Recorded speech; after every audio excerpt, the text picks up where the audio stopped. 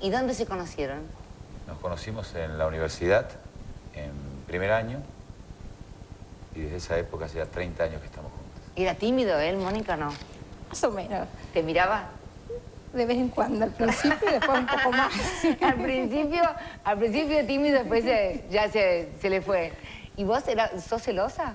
No, si fuera celosa con la política, ¿te imaginas que...? ¿Por qué? ¿Tienen éxito con las mujeres los candidatos? No, pero recorren el país a cada rato. Ah, que viaja mucho, que estás muy sola. Claro. Ah. Yo trato de acompañarlo, pero trabajo y bueno, y los chicos, la familia, así que mejor que no sea celosa. Claro, claro, hay que acostumbrarse. Me porto bárbaro. Sí. Un santo, hay una cara de santo, un santo que no se puede. ¿Hace cuánto tiempo están en campaña? Empecé a recorrer el país hace unos 2 años. Lo hemos recorrido varias veces. Ahora, con esta intensidad, desde los primeros días del mes de marzo. Pero llevamos 2 años recorriendo la Argentina. Preparándose para esto, para el domingo, para lo que viene ahora, ¿no? Sí, pero sobre todo para preparar el gobierno, porque si uno no ha recorrido cada lugar, no ha estado en cada fábrica, con los sectores del trabajo, la producción, visitando prácticamente todas las universidades, las escuelas, zonas rurales, ciudades, viendo las cosas que funcionan bien, las empresas modernas, pero también viendo los dramas como el que vivíamos recién, que son a cada 2 cuadras. O sea, decía Bordón, si llego a ganar, ¿cómo es? Se va, los de las campañas de publicidad. Van a cerrar todas las empresas de publicidad porque... Porque no tenían plata para hacer muchas campañas. En chiste decimos con Campo Novo que para no saturar bajamos un poco, ¿no? La verdad que no hemos tenido plata para hacer propaganda. ¿Cuánto han gastado más o menos en su campaña? En total el piso son 2 millones, el techo puede ser 3, pero para dar una idea, las boletas, la impresión de las boletas, que ya no las imprime más el gobierno ahora, nos costaron 800.000 pesos. Calculo que el gobierno en propaganda solamente haber gastado en el orden de los 80 millones de pesos. Ah, no sabes que no sabía. ¿Esa es la diferencia? Nosotros vamos a entregar el día final, así como entregué mi declaración patrimonial, la de mi mujer y la de nuestra familia. Vamos a entregar también en un sobre los recibos de la totalidad de lo que hemos gastado. Es la primera vez que se hace, nos parece que es iniciar una etapa de transparencia. Hace 2 años que nos movemos así con el estudio Pistrelli Díaz, asociado a Arthur Andersen, que nos controla. Parece más una declaración de un pedido de ayuda social que de una campaña, pero nos parece importante. Los procesos culturales hay que empezar. Parece que usted está haciendo de la necesidad una virtud. No creo que lo hayan apoyado mucho los empresarios, ¿no? Nosotros hemos... yo en el 92 dije que había que hacer esto y presenté un proyecto de manos limpias y libres. No, me refiero a La Plata. Política. A La Plata. Usted no tiene mucha plata porque no lo apoyaron mucho, supongo. Nos han apoyado poco, además este estilo de que todo esté con recibos y si no se puede, obviamente puede haber disminuido también el apoyo. Es todo de ustedes. Yo mi parte, me quedó una sola pregunta que no le hice, que era divertida, pero después se la voy a hacer. ¿Sí? Sí. Sí, ahora sí que no voy a poder contestar nada de los nervios, a ver qué me va a preguntar al final. Ahora es todo de ustedes. Pasa que estuvo en tantas partes, Bordón, que estoy tratando de acordarme dónde lo dijo. Creo que hoy almorzando con Mirta, usted dijo que iba a modificar la justicia para que controlara al gobierno, ¿no? Y yo me quedé pensando, ¿y cómo lo va a hacer? Lo vamos a hacer. Primero, yo pienso que así como el pescado se pudre por la cabeza, también se sana por la cabeza. Y entonces vamos a demostrar que nosotros, como lo demostré en mi gobierno en Mendoza, nunca vamos a presionar la justicia. Lo segundo, con una buena legislación del Consejo de la Magistratura, que ha creado la nueva Constitución, que será el organismo encargado de garantizar que los jueces no van a ser la maniobra política partidaria del gobierno de turno, sino que va a ser realmente por concurso, por mecanismos de capacitación, la gente más capaz y después mediante una serie de mecanismos de administración de justicia que acerquen mucho más a la gente, que la justicia deje de ser algo tan lejano, ¿no?, de los políticos, de los jueces, de los abogados, y pase a ser de la gente. Inclusive hay algo que está en la Constitución desde 1853 y que nunca hemos puesto en marcha y que me gustaría ver si lo ponemos, aunque sea en algunos temas menores para empezar la experiencia, que es por jurados. Que la gente comience a participar, que la justicia no sea un tema lejano, sino de la gente. Eso, como una película. Senador, usted acaba de hablar de la reforma de la Constitución Y yo le quisiera preguntar si usted no se arrepintió de haber votado la reelección de Menem en el Senado. Yo voté en contra, una decisión muy dura, cuando la quería hacer a cualquier costo y a cualquier votó precio. a favor después. Y después votamos a favor. En mi discurso dije que lo hacía realmente preocupado, sabiendo que era presionado por el objetivo superior de buscar su propia reelección el presidente. A esa altura yo estaba compitiendo con él por la presidencia. Había habido un acuerdo de los principales partidos políticos, con el cual no coincidí como se hizo, lo critiqué públicamente, pero entendí que ya a esa altura tenía que votar favorablemente. Pero no es una posición un poco contradictoria, porque estaba de acuerdo con el pacto, pero firmó el resultado del pacto. No, estaba en contra de cómo se hizo el pacto. Pero firmó el acuerdo, pero votó por el acuerdo. No firmé el acuerdo, Morales Solá. Yo lo que firmé es la necesidad de hacer la reforma. Una cosa es compartir cómo se hizo y otra es creer que a esa altura era preferible votar favorablemente. ¿Le gusta la reforma entonces?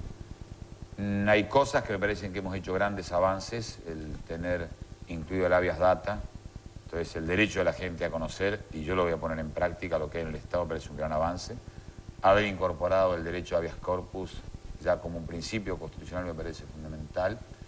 El haber incorporado el Consejo, la Magistratura y el Jury de Enjuiciamiento, que yo el día que asumí como gobernador lo puse en marcha, pero no lo cambié por mi reelección. Yo no tuve reelección.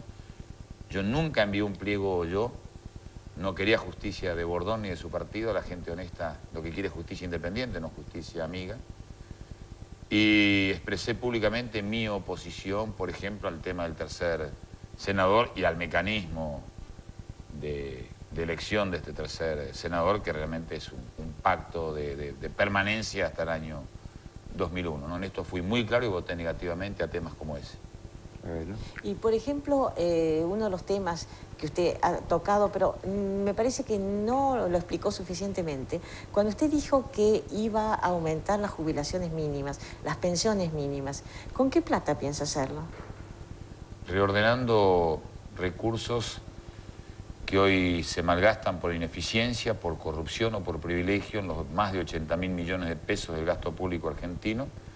Estoy convencido que la corrupción y la ineficiencia le cuestan no menos de 6.000 millones de pesos a la Argentina, y a medida que voy liberando recursos lo voy a poner en solo 3 prioridades de inversión. Perdón, pero ¿en qué áreas, por ejemplo, usted detecta un...? Desde los excesos del avión presidencial hasta los gastos del CIDE, que con la mitad podemos liberar ahí solo 100 millones de pesos por año. Porque son 200. No, estoy hablando de decenas partidas de gastos de la presidencia que son del orden de los 250 millones, bajando a menos la mitad tiene 150 más. Corrupción, que todos los especialistas en corrupción calculan que no baja en la Argentina en el cálculo más optimista del 10%, ahí tendríamos 8.000, no 6.000. Y decenas de partidas que hemos estudiado que nos van a permitir hacer ese ataque. Senador. Para tener equilibrio fiscal, ¿verdad? Para tener equilibrio fiscal. Entonces, lo que bajemos en un lado lo vamos a aumentar en el tema de las jubilaciones, en el tema del aumento del presupuesto educativo y en algunas políticas financieras y tecnológicas para mejorar las pequeñas y medianos productores e industria, los efectos de ir generando los puestos de trabajo que necesitamos. Hay sectores en los cuales no vamos a invertir más. Senador, si sigue hablando así, no nos deja hablar a nosotros. No, digo en la salud. Digo, en la salud, por ejemplo, creo que con lo que se invierte en Argentina se puede, y esta es mi experiencia como gobernante, se puede mejorar notablemente la calidad de salud sin gastar más, gastando mejor. Le quería preguntar, usted llegó hasta acá hablando de este tema económico. Usted llegó hasta acá por razones que no extraeconómicas. No vamos a entrar a puntualizar por qué llegó hasta acá. No digo hasta el programa de Susana, sino hasta las encuestas, hasta dónde están en el programa de Susana vine antes de ser gobernador, me fue bárbaro. Digo, hasta acá en las encuestas por razones que no son económicas. Y ha dicho muy poco de la economía. Diría que ha dicho nada de la economía. Yo le quisiera que fuera muy concreto y muy preciso en decirme qué cosas cambiaría de la actual política económica y qué cosas conservaría de la actual política económica. Primero, lamentablemente he tenido que hablar mucho de economía porque todos los días me han preguntado... Ha hecho enunciados. Nada más que de economía. Y me hubiera gustado hablar de otras cosas más, porque yo creo que un gobierno austero y decente es la base para resolver los problemas. Con eso no alcanza, pero a partir de esto se pueden cambiar los temas en Argentina. Segundo, ¿qué no cambiaría? Obviamente no cambiaría la política de tener equilibrio fiscal, que no es para mí todo lo sano que debía ser. y de tener estabilidad monetaria. En esto no cambiaría. Además, creo que en la difícil situación que vive la Argentina y que va a vivir la Argentina porque se ha tirado todo para después del 14 de mayo, yo quisiera que el gobierno nos diga cómo ha distribuido los 2.600 millones de pesos de salvataje financiero. ¿Lo ha hecho con una política de futuro o lo ha hecho con una política discrecionaria y de amistad? Me gustaría saber a quiénes y cómo se los dio. Tengo los datos, yo no los puedo publicar, me gustaría que los publique. Parece que me cortan. Sí, pero seguimos enseguida. Pero mi pregunta, ¿sabe? ¿Le digo? Para no ser tan formal. Mi pregunta era, ¿por qué Rico dijo que la única diferencia entre Menem y Bordóñez era el bigote? Lo dijo. Yo dije... Porque no podía decir que eran las patillas. Bueno, está bien, la contesto. Bien, Safo, me gusta que tenga humor. Vamos, volvemos ya, por favor. Ella pueden, cuando quieran, pueden seguir. Había una respuesta que me estaba pendiente, sí. Primero, el diagnóstico en 3 frases nada más. Vamos a recibir una tremenda crisis laboral sin precedentes, una ruptura de la cadena productiva sin precedentes, una muy difícil situación social y, como si fuera poco ahora, lo que era uno de los puntos fuertes, una gran dificultad financiera, una gran inestabilidad. Hemos sido bajados de nivel C a D por el The Economist en términos de riesgo. O sea, que vamos a asumir una situación muy difícil. Y encima sin instrumento, Morales Solá. Porque cualquier país moderno tiene 5 instrumentos económicos. Política fiscal, esto es ingresos, recaudación y gasto público. Política monetaria, política cambiaria. Política financiera y política institucional. La justicia, la regla de juego. Cuando yo asuma como presidente, solamente voy a tener política fiscal, voy a empezar a tener rápidamente una buena política institucional para recuperar la confianza que se ha perdido, reglas de juego, previsibilidad, austeridad que permita recuperar el espíritu del ahorro y la inversión. Siempre los grandes cambios económicos han venido por un cambio cultural. Déjeme hacerle una pregunta acá, porque estas son soluciones a mediano plazo. Voy de a poco. Pero yo digo, ¿por qué los políticos no le dicen a la gente que el día después va a ser igual? Gane quien gane. La gente va a tener problemas con la plata que no le va a alcanzar, los desocupados van a seguir desocupados, el temor por perder el empleo va a seguir siendo temor. Entonces, ¿por qué no le hablan con sinceridad a la gente? Lea mañana los diarios o lea los de anteayer y le he dicho en todos los casos esto, Morales Solá. Que el día después va a ser igual. Mi compromiso de gobierno dice, en 4 años y medio no se puede resolver todo. Lo que yo me comprometo es a frenar esta situación, a revertir la tendencia y a poner lo mejor de mí. Por lo que escuchábamos recién esa mujer, por una chica ayer en La Plata que al lado del auto me decía, mi padre no tiene trabajo, un estudiante universitario. Yo voy a poner mi austeridad, mi trabajo. Voy a utilizar estas pocas herramientas que me deja el gobierno, porque a mí no me van a hacer el presupuesto, lo voy a hacer yo. Como yo luchaba en Mendoza para tener política de ciencia y técnica, para haber triplicado las exportaciones, para haberle dado crédito a los pequeños productores a valor producto cuando en la Argentina había hiperinflación, lo hice luchando contra corrupción. Liberé recursos, aumenté las tierras cultivadas. Cuando hice privatizaciones, las hice para que hubiera más propietarios y no menos. Me parece que está haciendo proselitismo. No, estoy contestando con pasión, porque si no, no tenemos futuro. Si no, nos tenemos que quedar. Pero queremos saber cómo va a ser las cosas, Bordón. Por Estoy ejemplo, diciendo, bueno, si yo no manejo el único instrumento que tengo, 80.000 millones de pesos al gasto público, porque este gobierno me dejó sin ningún instrumento, yo no puedo comenzar a reactivar. Si yo quiero, ¿cuál es mi objetivo? Una Argentina fuertemente exportadora de bienes agroindustriales e industriales con alto valor agregado. ¿Por qué, Magdalena? Porque me da 3 instrumentos. Me genera empleo genuino, me fortalece el mercado interno, que es fundamental para otras actividades y para el comercio. Y en tercer lugar, me consigue las divisas genuinas para defender una estabilidad que hoy no está tan firme como antes. Y por ejemplo, ¿qué piensa hacer con los 4,5 millones de afiliados al PAMI? Aquí el PAMI, que tiene unos 3.000 millones de gastos. ¿Cómo va a poder revertir la situación en la que está ahora, que por ejemplo tiene problemas con las prestaciones? El PAMI, que debe tener unos 3.000 millones, si no me falla la memoria, es uno de los 4 puntos que planteaba en la política previsional. Vamos a hacer un ataque fundamental. Yo creo que ahí lo que podemos aumentar en prestaciones es no menos de un 30%, mejorando la transparencia y la gestión. Si no es magia, si no, no tiene salida Argentina.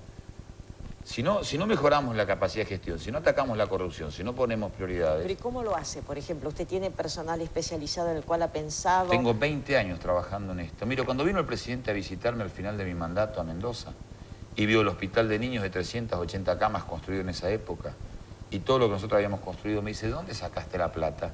Porque goberné en los peores momentos. Le digo, muy simple. Primero, no robo.